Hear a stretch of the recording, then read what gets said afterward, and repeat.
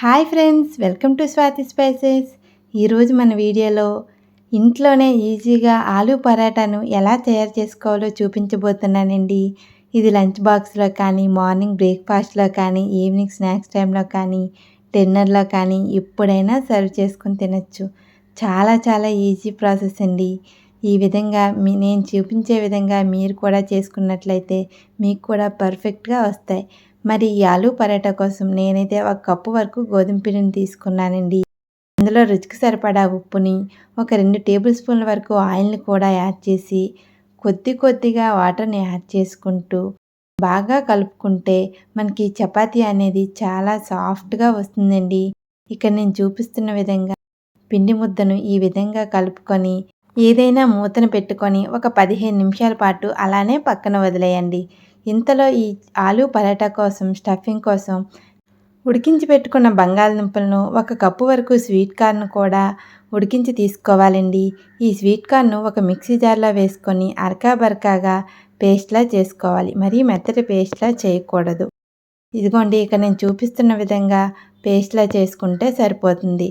అలానే ఆలూను ఏదైనా స్ట్రైనర్తో మెత్తగా ముక్కలు అనేవే లేకుండా చాలా మెత్తగా చేసుకోవాలండి. ఇదిగోండి, ఈ విధంగా ఆలూలో ముక్క అనేది ఉండకూడదు. ఇటువంటి స్ట్రైనర్ ఏదైనా యూజ్ చేసి మెత్తగా ముద్దగా చేసుకోండి. ఇందులోకి ముందుగా మిక్సీ పట్టుకున్న కార్న్ ముద్దను, అలానే ఒక చిన్న సైజు ఆనియన్ ముక్కలను, ఒక 2 పచ్చిమిర్చి ముక్కలను కూడా చిన్న ముక్కలుగా కట్ చేసి వేసుకోవాలి. అలానే రుచికి సరిపడా ఉప్పు, 1/2 టీ స్పూన్ వరకు జీలకర్ర పొడిని, 1/2 టీ స్పూన్ వరకు పసుపుని, 1/2 టీ స్పూన్ వరకు ధనియాల పొడిని యాడ్ చేసుకొని ఒకసారి బాగా మంచిగా కలుపుకోవాలి. ఇందులోకి 1 టీ స్పూన్ వరకు చిల్లీ ఫ్లేక్స్ను, ఒక 1/2 టీ స్పూన్ వరకు కొత్తిమీరను కూడా చిన్న ముక్కలుగా కట్ చేసి వేసుకొని వీటిని కూడా యాడ్ చేసుకుంటే మరింత రుచిగా ఉంటుందండి. ఇదిగోండి, ఒక 15 మినిట్స్ తర్వాత చపాతీ ముద్దను చిన్న ఉండలుగా చేసుకోవాలి. మరీ పెద్ద ఉండలుగా చేసుకోకండి. చిన్న ఉండలుగా చేసుకున్నట్లయితే ఇక్కడ నేను చూపిస్తున్న విధంగా పరాటా అనేది మీకు పొరలుగా వచ్చి చాలా మంచి టేస్ట్ వస్తుందండి. నేను చెప్పే ఈ టిప్స్తో మీరు చేసుకున్నట్లయితే పరాటా అనేది చాలా టేస్ట్గా ఉంటుంది. ఇదిగోండి, ఈ విధంగా నేను తీసుకున్న పిండికి ఒక 6 చపాతీల వరకు అయ్యాయి. ఇందులో దీనిపైన కొద్దిగా కొత్తిమీర యాడ్ చేసుకొని చపాతీ మీద కొద్దిగా పిండిని కూడా వేసుకొని చపాతీ మొత్తాన్ని ఈవెన్గా ఒత్తుకోవాలండి. ఒకవైపు పలచగా, ఒకవైపు సన్నంగా, అలా లావుగా ఒత్తుకోకూడదు. మొత్తాన్ని ఇలా ఈవెన్గా ఒత్తుకుంటే మనకి చపాతీ కాలేటప్పుడు బాగా కాలుతుంది.